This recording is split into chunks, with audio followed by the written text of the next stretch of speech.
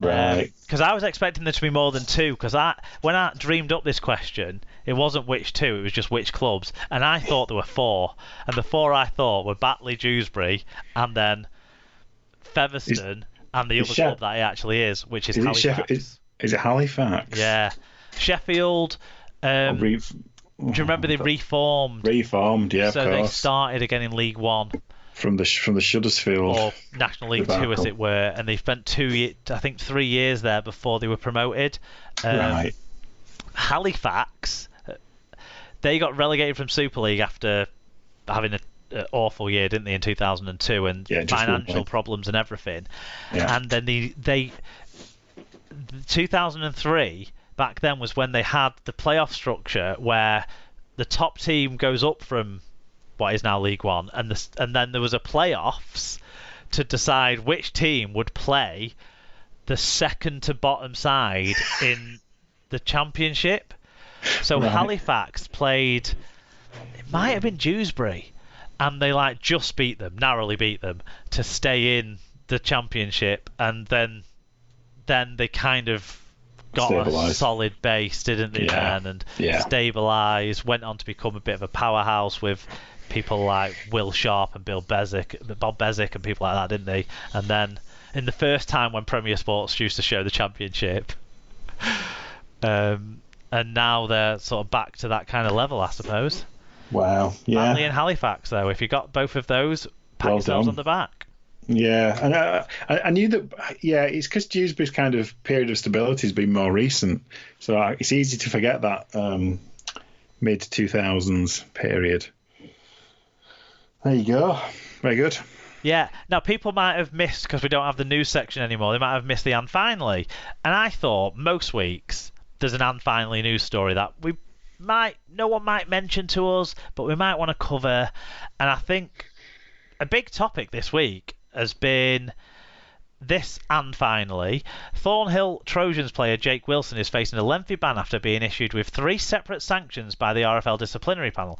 Wilson has been referred to a tribunal for 2 Grade F other contrary behaviours and 1 Grade D intentionally stands on opponent charge following their Challenge Cup defeat to, it says Doncaster here, but I thought it was it Doncaster? Was it? Yeah, anyway, a video posted on social media showed an unpunished tackle on Connor Robinson where Wilson appeared to lunge in two-footed on the halfback. And I think, that video was doing a lot of work around Twitter and social media, other social medias and stuff at the start of last week, wasn't it? So I don't think it can go unmentioned. What have you made of it? Well, I'm not really on social media, so I haven't seen it. I did see I did see the charge sheet, and I saw I saw that and thought, well, he's obviously been up to something naughty, but I didn't see any detail of it. It was Doncaster, yeah, it was. But I mean, I was getting confused because I thought, don't Connor Robinson play for Halifax, but not anymore. no, I mean, God, Connor Robinson could be York, it could be anyway. But yeah, I mean, it almost goes without saying to get 2 Grade Fs in and want something else in one match. The young man has lost his head. I would suggest. Yeah, I think kind of totting up, it could be, looking at sort of 15 to 20 games to kind of, they could go more. But aren't we talking permanent here? Really? Do you not think? It's of such a level of, this has happened. Surely that's like, thank you, but no thank you. Well, the challenge that the video was going around, and I'm fairly sure it was Connor Robinson who put the video up himself, because it wasn't punished, it wasn't spotted by the match officials in the game, so it wasn't punished at the time. But basically, there's a tackle where Robinson's made a little dart towards the line, kind of got held up vertically, stood up by 2 defenders, and then this chap comes in, basically,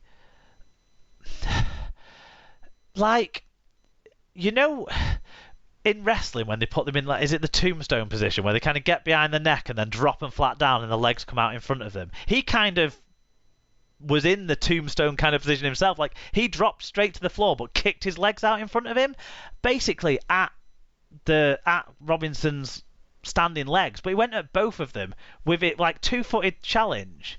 It was, to be honest, absolutely insane. It really was. And I know that obviously there's a charging kind of charge sheet, and there's kind of levels, isn't there? And grade F is as bad as it gets. I'm sure some of these things might be G or beyond. Well, I've never seen anything quite like that. It was. No. Do you remember there was one where I think Rangi Chase got an 8-game ban, where he went in on a one player's single standing leg, like attacked it full whack with his shoulder really bad, and then kind of wrapped around it too. That was we're talking about 10 years ago, and this was that like squared because it was both legs he went in with. The grade. Let me just get this right, because there's a few different things. So there's other contrary behaviour. It doesn't explain what he did on the match review panel notes, because it's a charge, isn't it? So there was the dangerous contact at 15:36 in the game, and then there was a dangerous contact at 35 minutes in the game. I think it's the 35-minute one is the one that we've seen the clip of, and then also intentionally stands on opponent was just before the half-time hooter. So obviously he's gone and he's absolutely lost his head for that last 5 minutes in particular of that first half, and yeah. But there was loads of charges from that game.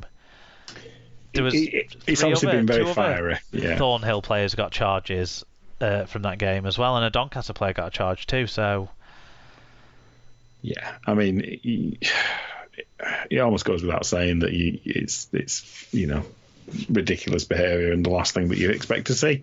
He's going to miss a year, basically, isn't he? You've got to think if he's going to be banned for 20 games or so. You'd think so, and there's obviously questions for Thornhill about picking him again. Really, you've got to kind of, you've got to be setting an example, and that you can't be doing things like that. You can't be seen to endorse it by picking the guy again, frankly.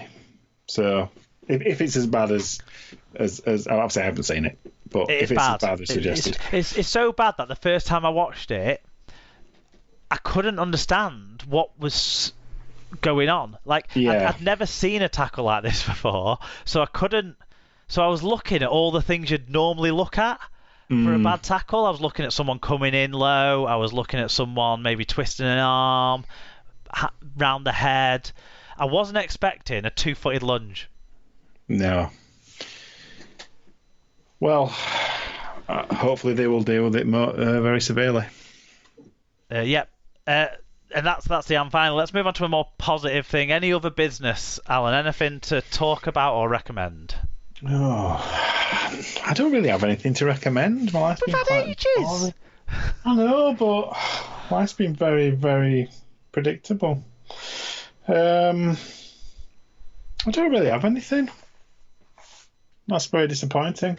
I've just finished off a zero alcohol beer, which is quite nice. I was going to say any non-alcoholic beers, because we met up in Leeds, didn't we, around my birthday, and you had a couple of non-alcoholic beers, which were nice. Yeah, so I've just finished drinking a Doom Bar Zero. They do have versions of it if you are so inclined as well. So that's a Sharps Brewery, which is Cornwall based. So it was from my local offie. So no particular attachment to the brewery, but it's very nice. A amber ale. Yeah. So they do I had a quick look on the website. They do have I'd say alcohol version as well as a 0% one. Yeah, Doom Bars in like Wetherspoons and stuff, innit? I'll believe you. I haven't been in a Wetherspoons for about 20 years, and I'm not exaggerating.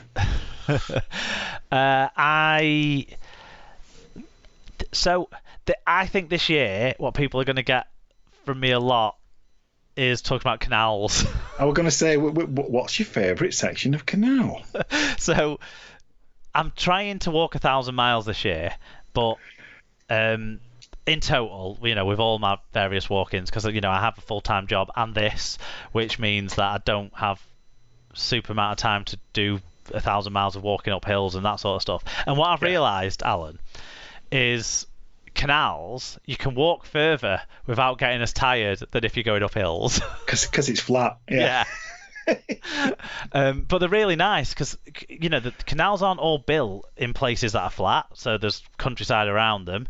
So we did a stretch of the Huddersfield Narrow Canal down from Stanage Tunnel through to Upper Mill and down that sort of valley, which is Saddleworth, basically. So the canal goes right past the Saddleworth ground, which is great. So we walked that and then ended up kind of coming off just back from Saddleworth Ranges ground actually in the end and going to a microbrewery called Donkey Stone Brewing.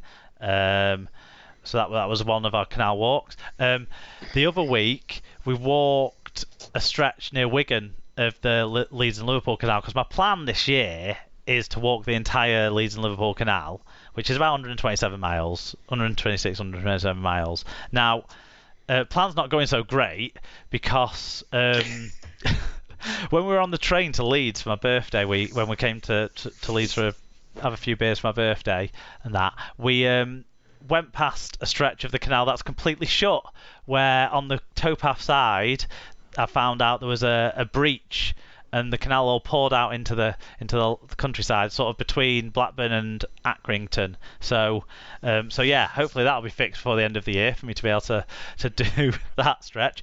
But we did about 9 miles coming out of Leeds to Astley Bridge. Yeah, it's something like that, isn't it? It's a fair whack. Yeah, which is varied. You get some really nice countryside stuff, and you got a bit of sort of back end of the city kind of stuff as well. Yeah, so it's quite industrial kind of as you come out of the centre and you kind of go through Armley. It's a bit rough and ready.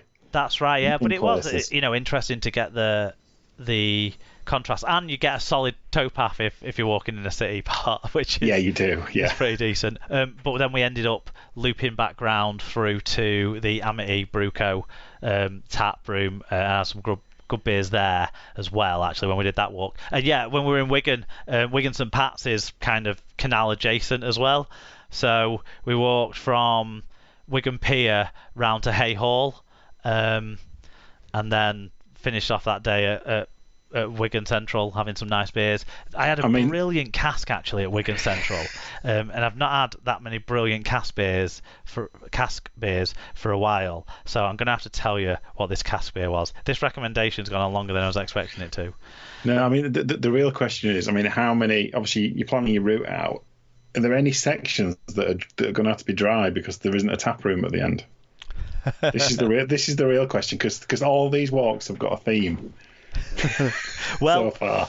Actually, by the way, in Leeds as well, right at the start, Salt have a little pub, don't they, in that round hotel building? Salt have a pub at the bottom. Salt yes, Brewery. They do. But North Brewco's just around the corner, and also Northern Monk's just around the corner. So I had a great beer at North Brewco. It was called Sea of Knowledge. If you can get that anywhere, guys, get on it. I am all over the place, aren't I? Yeah, the beer I had was called Pirate Radio from Nightjar Brewco, which was one of the best. They're from Mavumroyd. How do you pronounce it? Mivumroyd, which is another town on a canal actually. That's on the Rochdale Canal. I say Mavumroyd, yeah. So yeah, that was brilliant. I have to say that was a brilliant cask beer. So effectively, walking and alcohol of varying descriptions. Yeah, in moderation. Yeah. Not enough that you fall in the canal. That's shit. Well, I, the way I can do it, because I've done that little stretch of around Wigan, but actually I can do more lengthier walks into Wigan from both ends. So you can kind of come from like Adlington or Chorley and get into Wigan and end up at Wigan Central, or